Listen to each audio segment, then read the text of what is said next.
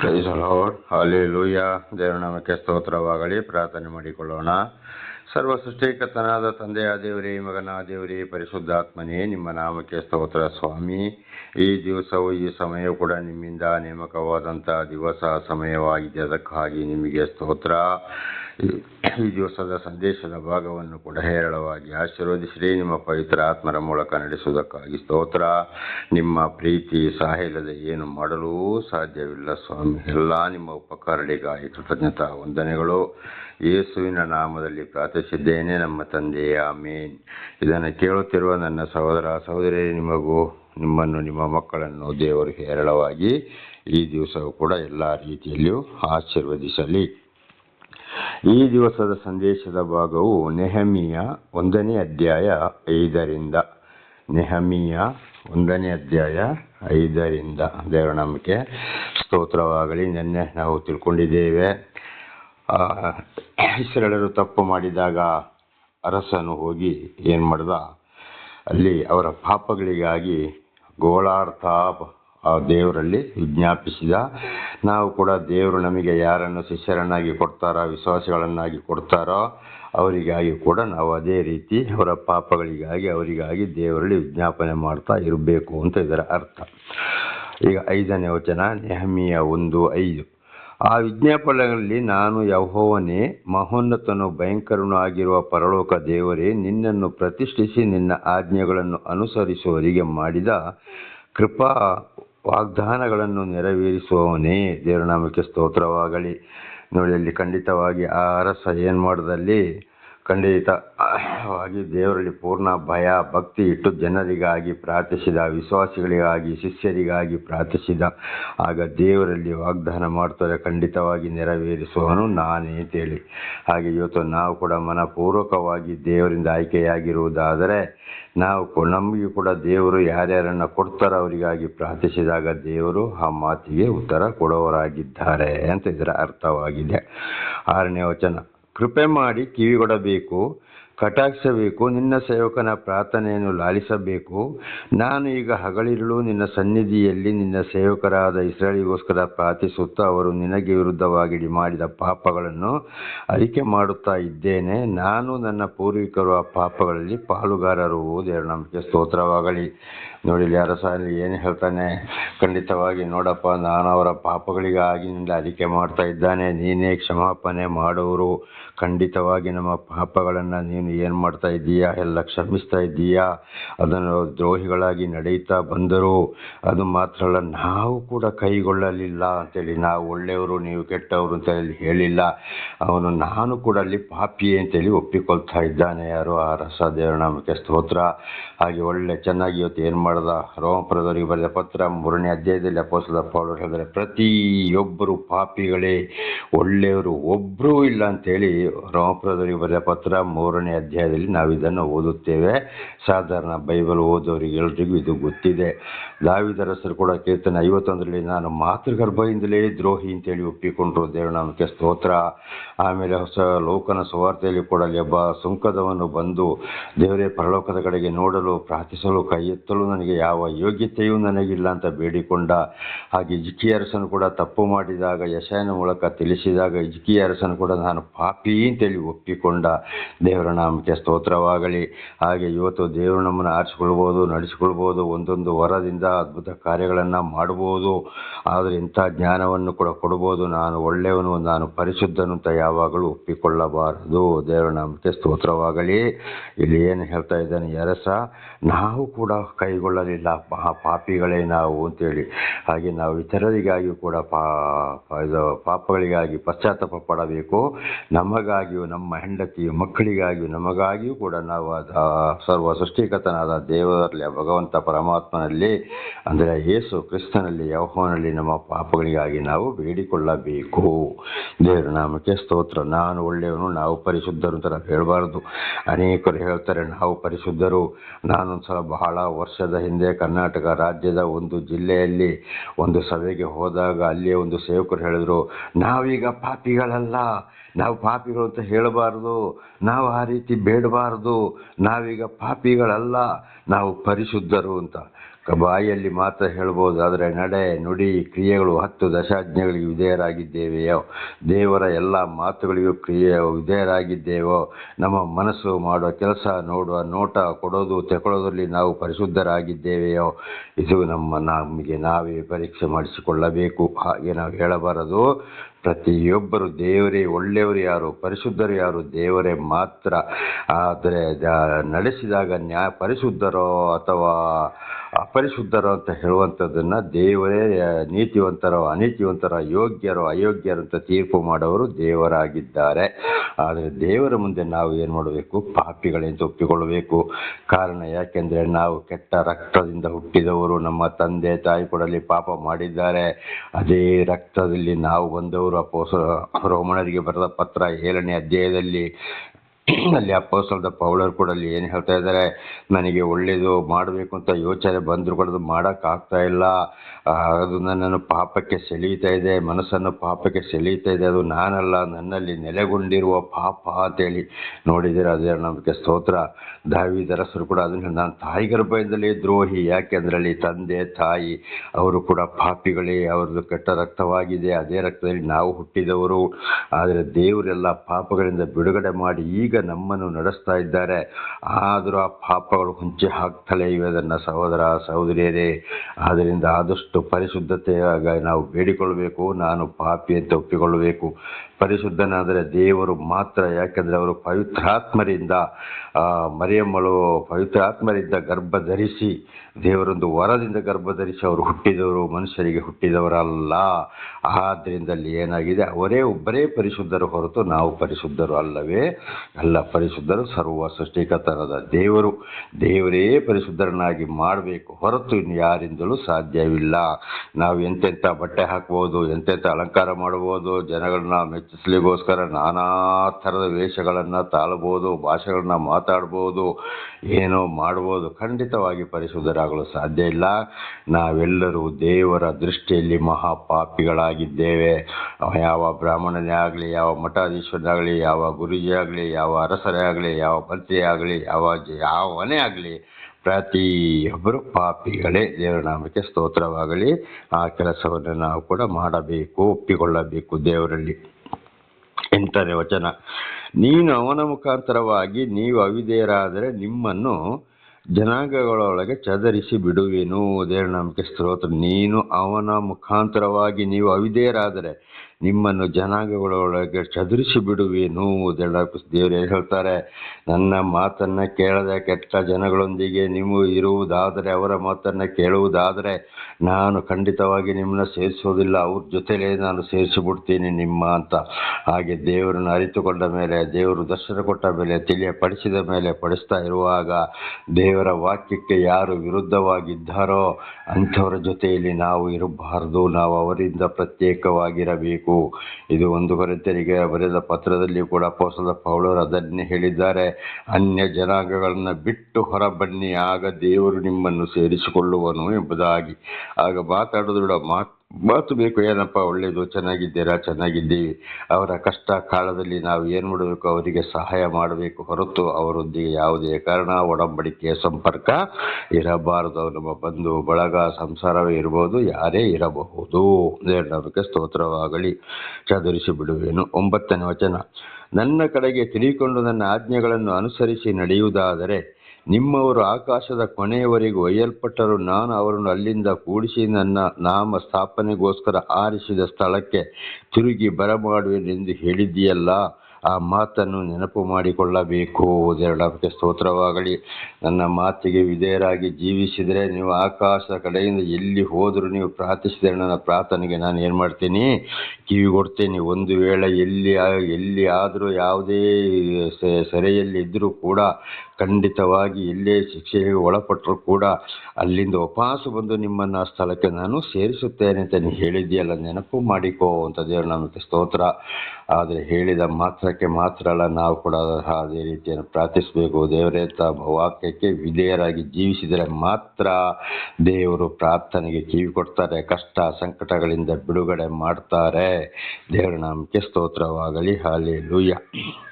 10ನೇ ವಚನ, ಸ್ವಾಮಿ, ಅವರು ನಿನ್ನ ಸೇವಕರು, ನೀನು ನಿನ್ನ ಮಹಾಶಕ್ತಿಯ ಭುಜ ಪರಾಕ್ರಮಗಳಿಂದ ವಿಮೋಚಿಸಿದ ನಿನ್ನ ಪ್ರಜೆಗಳು ಆಗಿರುತ್ತಾರಲ್ಲ.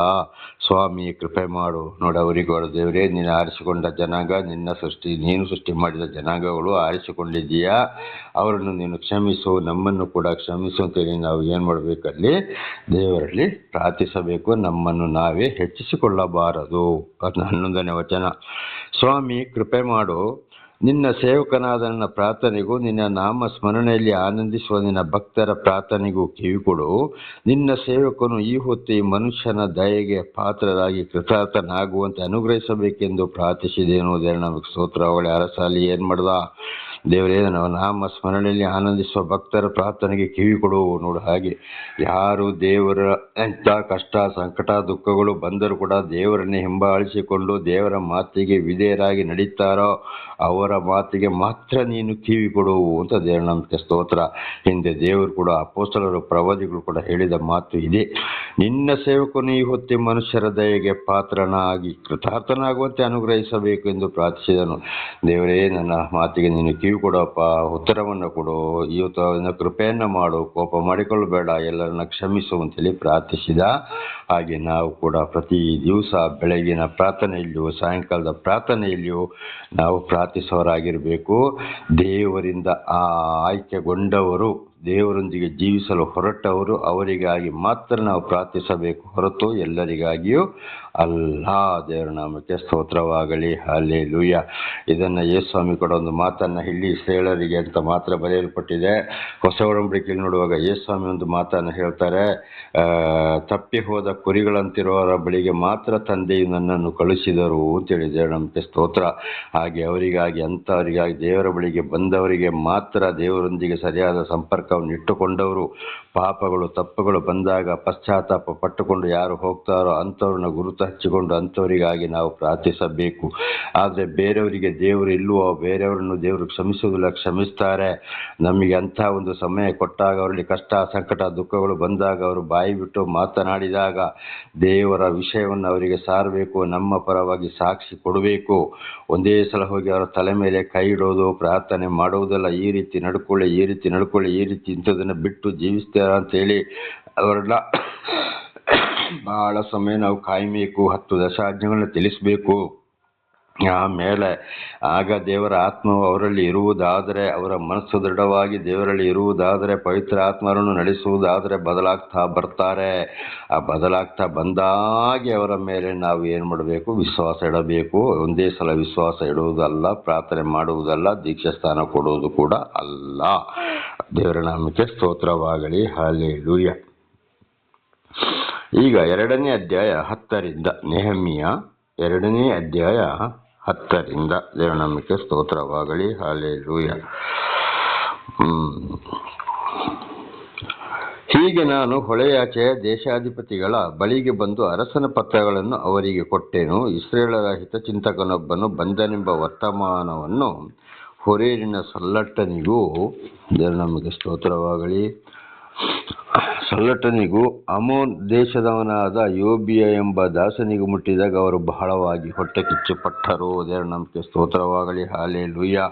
ನೆಹೆಮೀಯನು ಹೋಗಿ ಯೆರೂಸಲೇಮಿನ ಪೌಳಿ ಗೋಡೆಯನ್ನು ರಾತ್ರಿ ಪರೀಕ್ಷಿಸಿದ್ದು, ಆಗಲ್ಲಿ ಏನು ಮಾಡ್ದ? ಒಬ್ಬ ಇಸ್ರಾಯೇಲರ ಹಿತಚಿಂತಕನು ಬಂದಿದ್ದಾನೆ ಅಂತೇಳಿ ಅಲ್ಲಿ ಗೊತ್ತಾಗದಾಗ, ಪತ್ರವು ಕೊಟ್ಟಾಗ ಅಲ್ಲಿ ಅವರಿಗೆ ಏನಾಯಿತು? ಹೊಟ್ಟೆ ಕಿಚ್ಚಾಯಿತು. ಹಾಗೆ ಸರಿಯಾಗಿ ದೇವರು ಆರಿಸಿಕೊಂಡಾಗ, ದೇವರೊಂದಿಗೆ ವಿಶ್ವಾಸ ಇಟ್ಟು ನಾವು ಜೀವಿಸಿದಾಗ, ನಾನು ಬರ್ತಾ ಇದ್ದೇನೆ ಅಂತ ಪತ್ರದ ಮೂಲಕ ಫೋನ್ ಮೂಲಕ ತಿಳಿಸಿದಾಗ, ಅಲ್ಲಿ ಗೊತ್ತಾದಾಗ ಏನಾಗ್ತದೆ? ಬಾಕಿಯವರಿಗೆ, ಅಂದರೆ ಲೋಕದಲ್ಲಿ ಜೀವಿಸುವಂಥ ವಿಶ್ವಾಸಿಗಳಿಗೂ ಆಗ್ಬೋದು, ಅರಸರುಗಳಿಗೂ ಆಗ್ಬೋದು, ಪ್ರವಾದಿ ಸಾಕ್ಷಿಗಳಿಗೂ ಆಗ್ಬೋದು, ಖಂಡಿತವಾಗಿ ಅಲ್ಲಿ ಏನಾಗ್ತದೆ? ಹೊಟ್ಟೆ ಕಿಚ್ಚು ಬರ್ತದೆ.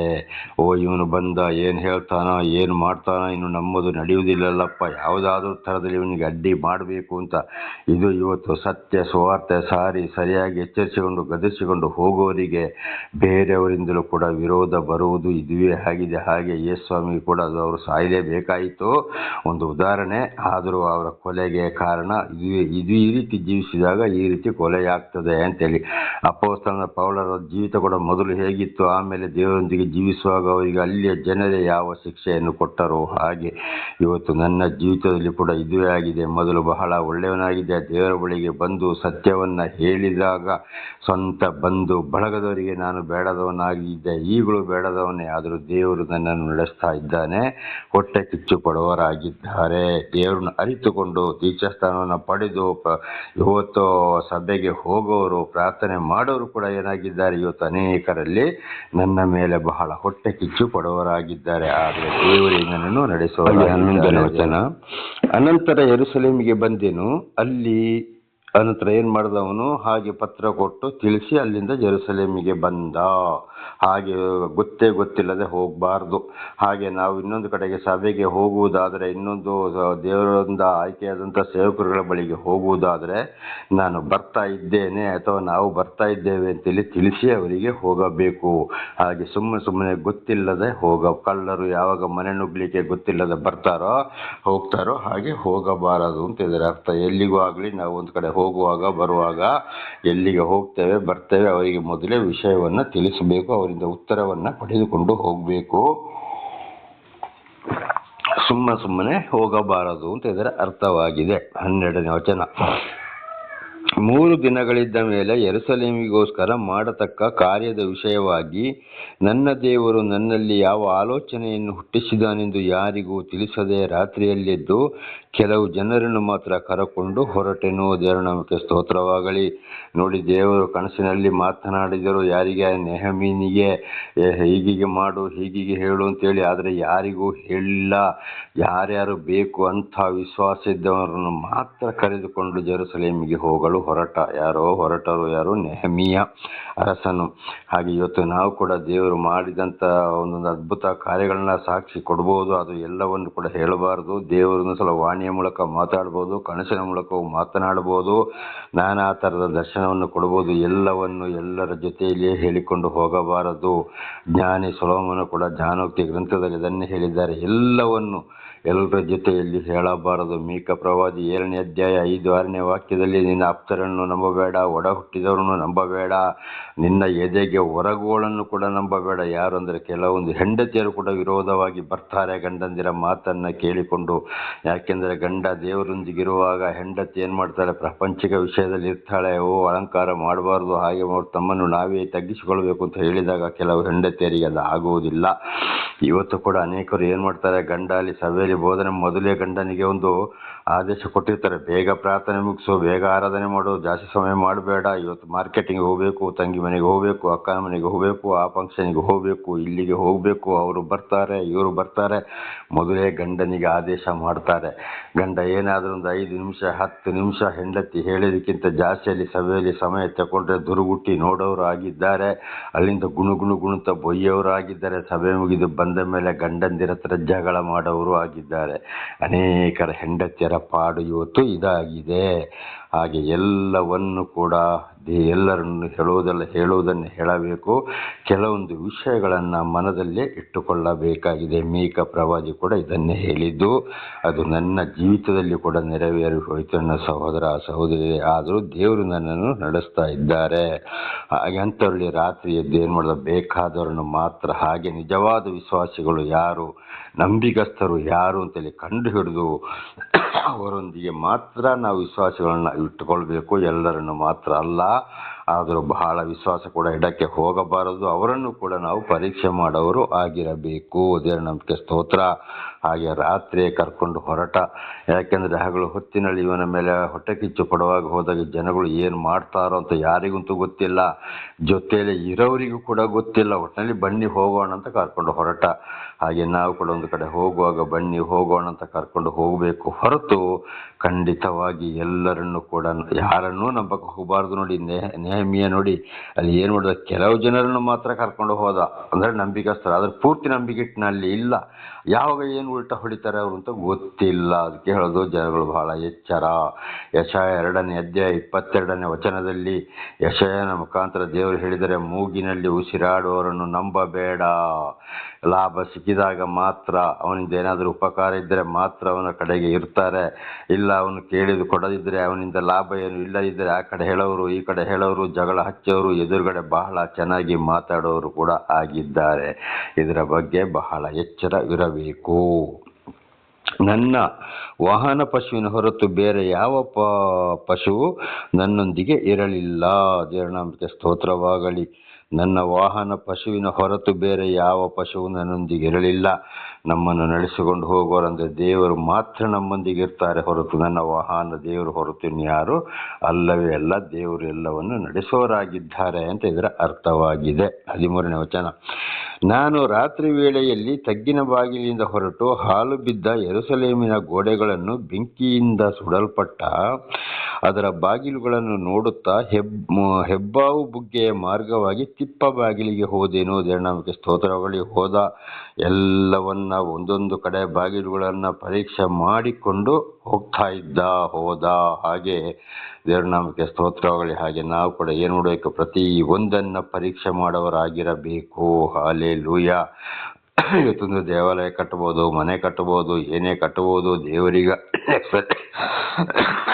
ಹೆಸರು ಹೇಳಿ ಅಥವಾ ಅನೇಕರು ಇವತ್ತು ದೇವರ ಹೆಸರು ಹೇಳಿಕೊಂಡು ನಾನು ಚರ್ಚು ಅಂತೇಳಿ ಮನೆ ಕಟ್ಟಿಕೊಳ್ಳೋರಾಗಿದ್ದಾರೆ. ಅದನ್ನು ಕೂಡ ಹೋಗಿ ಗೊತ್ತೇ ಇಲ್ಲದಾಗಿ ಹೋಗಿ ನೆಹೆಮೀಯ ಜೆರುಸಲೇಮ್ ಪೌಳಿ ಗೋಡೆಯನ್ನು ಪರೀಕ್ಷಿಸಿದ ಹಾಗೆ ನಾವು ಕೂಡ ಪರೀಕ್ಷಿಸಬೇಕು. ಇವರಿಗೆ ದುಡ್ಡು ಕೊಡೋದು ಮಾತ್ರವ, ಇವರು ನಿಜವಾಗಿ ಮನೆಗೆ ಇದು ಆಲಯ ಕಟ್ಟಿದ್ದಾರೋ, ಹೇಗೆ ಕಟ್ಟಿದ್ದಾರೋ, ಏನು ಕಟ್ಟಿದ್ದಾರೋ ಅಂತೇಳಿ ಕೆಲವರು ನಂಬಿಕೊಂಡು ಈ ದೇಶದಿಂದಲೇ ಮೊದಲು ಏನು ಮಾಡ್ತಾ ಇದ್ರು, ಬೇಕಾದಾಗೆ ದುಡ್ಡು ಕಳಿಸ್ತಾ ಇದ್ರು. ಇವರು ಸ್ವಂತವಾಗಿ ಇವರು ಮಾಡ್ಕೊಳ್ಳೋಕ್ಕೆ ಪ್ರಾರಂಭ ಮಾಡಿದ್ರು.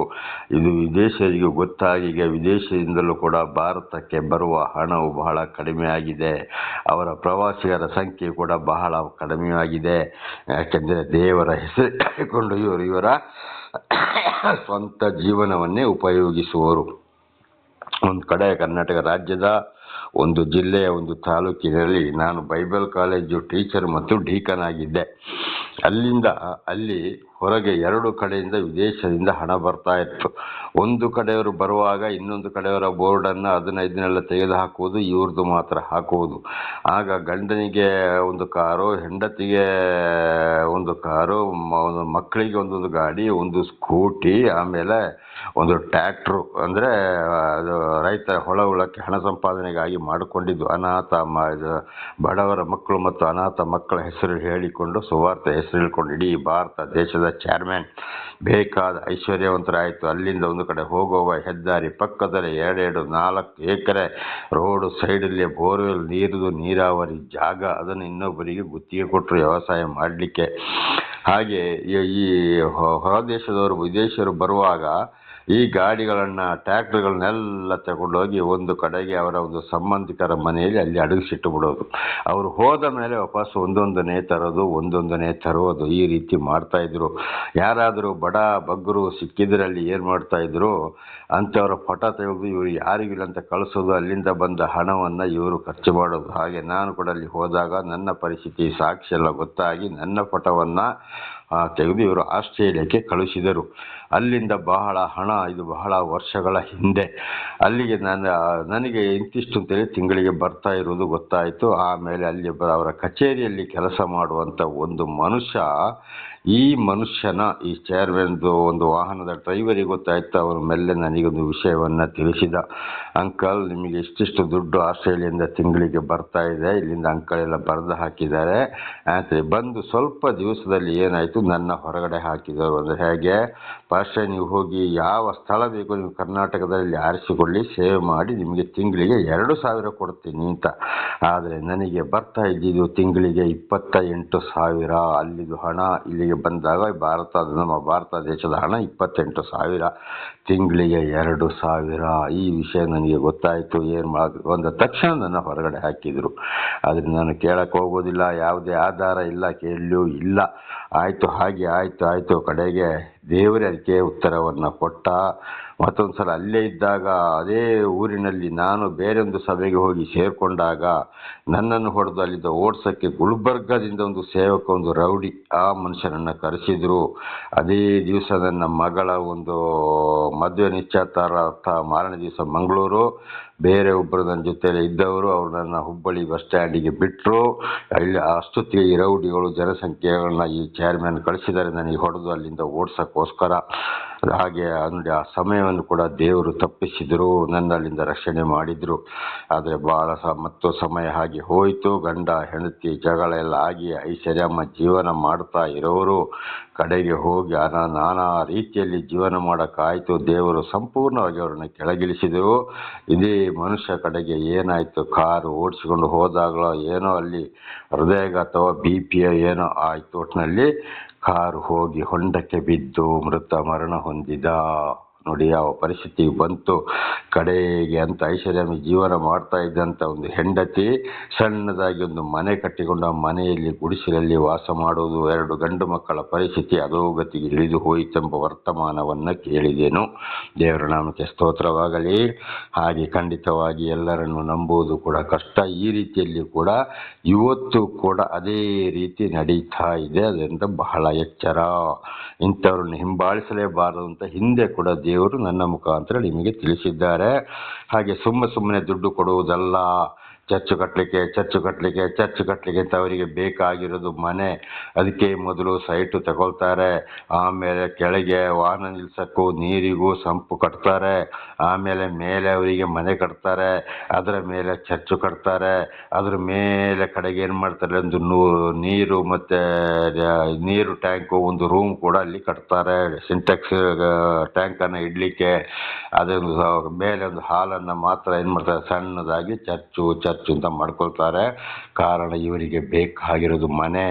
ಇದು ಒಂದು ಏನಾಗಿದೆ ಇವತ್ತು ಬಹಳ ಇದೇ ರೀತಿಯಲ್ಲಿ ಅಲ್ಲಿ ಅದು ಬೆಳೆದು ಹೋಗಿದೆ. ದೇವರ ನಾಮಕ್ಕೆ ಸ್ತೋತ್ರವಾಗಲಿ. ಹಾಗೆ ನೆಹಮ್ಯನು ಏನು ಮಾಡ್ದ, ಪೌಳಿ ಗೋಡೆಯನ್ನು ಜೆರುಸಲೇಮಿನಲ್ಲಿ ನೋಡಕ್ಕೆ ಹೋಗಿ ಎಲ್ಲ ಕಡೆಗೆ ನೋಡ್ತಾ ಬಂದನು. 13ನೇ ವಚನದಲ್ಲಿ ನಾವು ನೋಡುವಾಗ ನೆಹಮ್ಯ 2:13 ಹಾಗೆ ಹಣ ಕೊಡುವುದು ಮಾತ್ರವಲ್ಲ, ಪರೀಕ್ಷಿಸಿಕೊಳ್ಳಬೇಕು.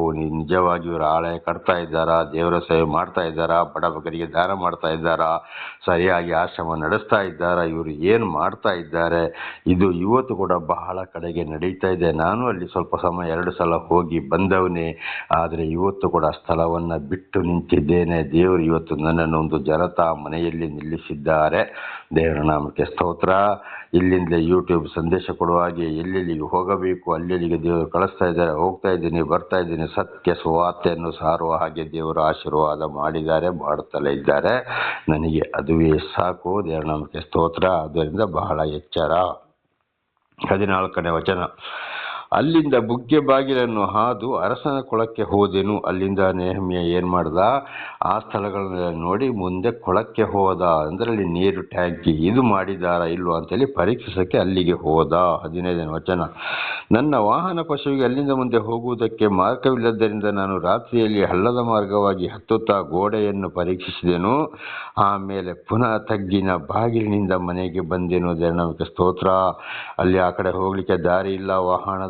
ಇದು ಪಶುವಿನ ವಾಹನ ಅಂದರೆ ಏನು ಅಂತ ಸರಿಯಾಗಿ ಗೊತ್ತಾಗ್ತಾ ಇಲ್ಲ. ಹೆಚ್ಚಿನ ಅಂಶ ದೇವರ ಒಂದು ಮಾರ್ಗವೇ ಇರಬಹುದು. ಅದು ದೇವರೇ ದಾರಿ ತೋರಿಸ್ತಾ ಇರ್ಬೋದು, ಆ ಕಡೆ ದಾರಿ ಇರೋದಿಲ್ಲ. ಅಲ್ಲಿಂದ ಬೇರೆ ಕಡೆಗೆ ಬಾಗಿಲಿನ ಮನೆಗೆ ಬಂದೆನು. ಅಲ್ಲಿ ಕೂಡ ಅದನ್ನು ಪರೀಕ್ಷೆ ಮಾಡ್ತಾ ಬಂದ. 16ನೇ ವಚನ, ನಾನು ಆವರೆಗೆ ಯಹೂದ್ಯರಿಗೂ ಯಾಜಕರಿಗೂ ಶ್ರೀಮಂತರಿಗೂ ಅಧಿಕಾರಿಗಳು ಕೆಲಸ ನಡೆಸತಕ್ಕ ಇತರರಿಗೂ ಏನೂ ತಿಳಿಸದೇ ಇದ್ದುದರಿಂದ ನಾನು ಎಲ್ಲಿಗೆ ಹೋಗಿದ್ದೇನು ಏನು ಮಾಡಿದ್ದೇನೆ ಎಂಬುದು ಅಧಿಕಾರಿಗಳಿಗೆ ಗೊತ್ತಿರಲಿಲ್ಲ. ನೋಡಿ ಅಲ್ಲಿ ಏನು ಮಾಡ್ದ, ಯಾರಿಗೂ ತಿಳಿಸಲಿಲ್ಲ ಏನು ಮಾಡ್ದ ಅಂತ. ಇವನೇ ಹೋದ, ಅವನಿಗೆ ಬೇಕಾದವ್ರನ್ನ ಕರ್ಕೊಂಡು ಅವರನ್ನು ಒಂದು ಕಡೆಗೆ ನಿಲ್ಲಿಸಿ ಇವನೇ ಇಡೀ ಸುತ್ತಿಕೊಂಡು ಬಂದ. ಬೇರೆಯವರಿಗೆ ಯಾರೂ ಗೊತ್ತಾಗಲಿಲ್ಲ. ಅಂದರೆ ಗೊತ್ತಾದರೆ ಇವರು ಆ ಕಡೆ ಈ ಕಡೆ ವಿಷಯಗಳನ್ನ ತಿಳಿಸ್ಬೋದು. ಇರಬಹುದು. ಆಗ ಅವರು ಎಚ್ಚರವಾಗಿರಬಹುದು, ನನಗೆ ಇವರನ್ನು ಕಂಡುಹಿಡಿಯೋಕ್ಕೆ ಆಗೋದಿಲ್ಲ ಅಂತ ಇದರ ಅರ್ಥ. ಆದರೆ ಅವರಿಗೆ ಗೊತ್ತಿಲ್ಲ. ಹಾಗೆ ನಾವು ಕೂಡ ಒಂದನ್ನು ಪರೀಕ್ಷಿಸಬೇಕಾದ್ರೆ ಬಹಳ ಎಚ್ಚರವಾಗಿರಬೇಕು. ಗೊತ್ತಾಗಿ ಹೋದರೆ ಅವರು ಎಚ್ಚರವಾಗಿ ಇರ್ತಾರೆ. ದೇವರ ನಮಗೆ ಸ್ತೋತ್ರವಾಗಲಿ. ಈಗ ಒಂದು ಕಡೆಗೆ ಒಂದು ಕಳ್ಳ ಒಂದು ಮನೆಯನ್ನು ಕದಿಯುವುದಾದರೆ ಅಲ್ಲಿ ಅವರು ಬರ್ತಾರೆ ಅಥವಾ ಪೊಲೀಸರು ಬರ್ತಾರೆ. ಅವ್ರಿಗೆ ಗೊತ್ತಾಯ್ತದಾರೆ ಕಳ್ಳ ಬರ್ತಾನ, ಬರುವುದಿಲ್ಲ. ಯಾರು ಗೊತ್ತಿಲ್ಲದ ಸಮಯದಲ್ಲಿ ಬಂದು ಎಲ್ಲವನ್ನು ಹಂಚಾಕೊಂಡು ಹೋಗ್ತಾನೆ. ಹಾಗೆ ಇವತ್ತು ಪರೀಕ್ಷೆ ಮಾಡಬೇಕಾದ್ರೆ ಏನು ಮಾಡಬೇಕು? ಯಾರಿಗೂ ಗೊತ್ತಿಲ್ಲದಾಗೆ ಹೋಗಬೇಕು ಅಷ್ಟೇ. ಎಲ್ಲವನ್ನ ನೋಡಿಕೊಂಡು ಬರಬೇಕು. ಜೊತೆಯಲ್ಲಿ ಕರ್ಕೊಂಡು ಹೋದವರನ್ನು ದೂರ ನಿಲ್ಲಿಸಿ ನೆಹಮ್ಯ ಮಾತ್ರ ಎಲ್ಲವನ್ನು ಚೆಕ್ ಮಾಡಿದ. ಯಾಕೆಂದರೆ ಯಾರು ಹೇಗಿರ್ತಾರೆ, ಎಷ್ಟೇ ನಂಬಿಕಿದ್ದರು ಯಾವ ಟೈಮಲ್ಲಿ ಉಲ್ಟಾ ಹೊಡಿತಾರೆ ಅಂತ ಏನು ಮಾಡ್ತಾರೆ ಅಂತ ಗೊತ್ತಿರುವುದಿಲ್ಲ. 17ನೇ ವಚನ. ಆಗ ನಾನು ಅವರಿಗೆ, ನಮ್ಮ ದುರವಸ್ಥೆ ನಿಮ್ಮ ಕಣ್ಣ ಮುಂದಿರುತ್ತದಲ್ಲವೋ? ಯೆರೂಸಲೇಮ್ ಪಟ್ಟಣವು ಹಾಳು ಬಿದ್ದಿದೆ, ಅದರ ಬಾಗಿಲುಗಳು ಬೆಂಕಿಯಿಂದ ಸುಡಲ್ಪಟ್ಟಿರುತ್ತವೆ. ಬನ್ನಿರಿ, ಯೆರೂಸಲೇಮಿನ ಗೋಡೆಯನ್ನು ಕಟ್ಟೋಣ. ಹೀಗೆ ಮಾಡಿದರೆ ನಮ್ಮ ಮೇಲಿನ ನಿಂದೆಯು ಹೋಗುವುದು ಎಂದು ಹೇಳಿದೆನು. ನೋಡಿ, ಸಂಪೂರ್ಣ ಜೆರುಸಲೇಮ್ ದೇವಸ್ಥಾನ ಏನಾಗಿತ್ತು? ಹಾಳಾಗಿತ್ತು. ಬಹಳಷ್ಟು ಬೆಂಕಿ ಬಿಡುವುದೆಲ್ಲ ಹೊತ್ತು ಹೋಗಿತ್ತು. ಎಲ್ಲವನ್ನ ನೋಡಿ ಬಂದು ಅಲ್ಲಿ ಹೇಳ್ತಾನೆ ಅಧಿಕಾರಿಗಳಿಗೆ, ಜನಗಳಿಗೆ, ಬನ್ನಿ, ಈ ರೀತಿ ಹಾಳಾಗೋಗಿದೆ, ನಾವು ಅದನ್ನು ತಿರುಗಿ ನಾವಲ್ಲಿ ಅದನ್ನು ಕಟ್ಟೋಣ, ಸರಿ ಮಾಡೋಣ ಅಂತೇಳಿ. ಒಂದು ವೇಳೆ ಇವನು ಮೊದಲೇ ನಾನು ಬರ್ತೀನಿ ಅಂತ ಹೇಳಿದರೆ ಅವರು ಅದನ್ನು ತಯಾರು ಮಾಡ್ತಾ ಇದ್ರೇನೋ, ಅದಕ್ಕೆ ಇವನು ಕಂಡುಹಿಡಲಿಕ್ಕೆ ಆಗ್ತಾ ಇರಲಿಲ್ಲ. ಆದರೆ ಇವನೇನು ಮಾಡ್ತಾನೆ, ಆಮೇಲೆ ಅವರಿಗೆ ಹೇಳ್ತಾರೆ, ಇಂತಿಂತಲ್ಲಿ ಹೀಗೆ ಹಾಳಾಗಿದೆ, ನಾವು ಅದನ್ನು ತಿರುಗಿ ಕಟ್ಟೋಣ, ನಾವು ಅದನ್ನು ಸರಿ ಮಾಡೋಣ ಎಂಬುದಾಗಿ ಮತ್ತೆ ಅಲ್ಲಿ ಹೇಳಿದನು. ಹಾಗೆ ನಾವು ಕೂಡ ಬಹಳ ಎಚ್ಚರವಾಗಿರಬೇಕು. ಈ ಜ್ಞಾನವನ್ನು ನಾವು ಕೂಡ ಉಪಯೋಗಿಸಿಕೊಳ್ಬೇಕು. ಪ್ರಾರ್ಥನೆ ಮಾಡಿಕೊಳ್ಳೋಣ. ನಾಳೆಗೂ ಮುಂದುವರಿಯುವುದು. ಸರ್ವ ಸೃಷ್ಟಿಕರ್ತನ ತಂದೆಯ ದೇವರೇ, ಮಗನ ದೇವರೇ, ಪರಿಶುದ್ಧಾತ್ಮನೇ, ನಿಮ್ಮ ನಾಮಕ್ಕೆ ಸ್ತೋತ್ರ ಸ್ವಾಮಿ. ಇವತ್ತಿನ ಸಂದೇಶವನ್ನು ಕೂಡ ಬಹಳ ಚೆನ್ನಾಗಿ ಬಿಡಿಯಾಗಿ ನನ್ನ ಸಹೋದರ ಸಹೋದರಿಗೆ ತಿಳಿಸಲು ನೀವು ಆಶೀರ್ವಾದ ಮಾಡಿದ್ದೀರಿ. ಅವರಿಗೆ ಕೂಡ ಎಲ್ಲವನ್ನು ತಿಳಿದುಕೊಳ್ಳಲು ಬೇಕಾದಂಥ ವಿಶೇಷವಾದ ಜ್ಞಾನವನ್ನು ಕೊಟ್ಟು ಅನುಗ್ರಹಿಸಿರಿ ಸ್ವಾಮಿ. ನಿಮ್ಮ ಒಂದು ಪ್ರೀತಿ, ಸಹಾಯ, ಜ್ಞಾನ ಇಲ್ಲದೆ ಯಾರೂ ಜ್ಞಾನ ಹೊಂದಲು ಸಾಧ್ಯವಿಲ್ಲ. ಜ್ಞಾನ ಬರುವುದು ನಿಮ್ಮಿಂದಲೇ. ಅವರನ್ನು ಕೂಡ ಇಂಥ ಜ್ಞಾನವನ್ನು ಕೊಟ್ಟು ರಕ್ಷಿಸಿರಿ. ನಾನು ಕೂಡ ಹೆಚ್ಚೆಚ್ಚು ತಿಳಿದುಕೊಳ್ಳುವಂತೆ ನೀವು ಮಾಡಿದಕ್ಕಾಗಿ ನಿಮಗೆ ಸ್ತೋತ್ರ. ಇದನ್ನು ಕೇಳುತ್ತಿರುವ ನನ್ನ ಸಹೋದರ ಸಹೋದರಿ ಮಕ್ಕಳು ಎಲ್ಲರೂ ನಿಮ್ಮ ಪರವಾಗಿ ಇತರರಿಗೆ ಸಾಕ್ಷಿಗಳಾಗುವಂತೆ ಮಾರ್ಪಡಿಸಿರಿ. ಅವರ ಎಲ್ಲ ಕೆಲಸ ಕಾರ್ಯಗಳನ್ನು ಕೂಡ ಆಶೀರ್ವದಿಸಿರಿ. ಒಳ್ಳೆ ಬುದ್ಧಿ, ಜ್ಞಾನ, ತಿಳುವಳಿಕೆ, ಶಾಂತಿ, ಸಮಾಧಾನ, ವಿವೇಕ, ಧೈರ್ಯ ಕೊಟ್ಟವರನ್ನು ರಕ್ಷಿಸಿರಿ. ಯೇಸುವಿನ ನಾಮದಲ್ಲಿ ತಂದೆ, ಆಮೇನ್. ಇದನ್ನು ಕೇಳುತ್ತಿರುವ ನನ್ನ ಸಹೋದರ ಸಹೋದರಿ, ನಿಮಗೂ ನನ್ನ ಹೃದಯಪೂರ್ವಕವಾದಂಥ ಧನ್ಯವಾದಗಳು. ದೇವರು ನಿಮ್ಮನ್ನು ಕೂಡ ಎಲ್ಲ ರೀತಿಯಲ್ಲಿ ವಿಶೇಷವಾದ ಜ್ಞಾನ, ಆರೋಗ್ಯ, ಶಾಂತಿ, ಸಮಾಧಾನ, ಹೋದಲ್ಲಿಯೂ ಬಂದಲ್ಲಿಯೂ ಎಲ್ಲ ಕೆಲಸ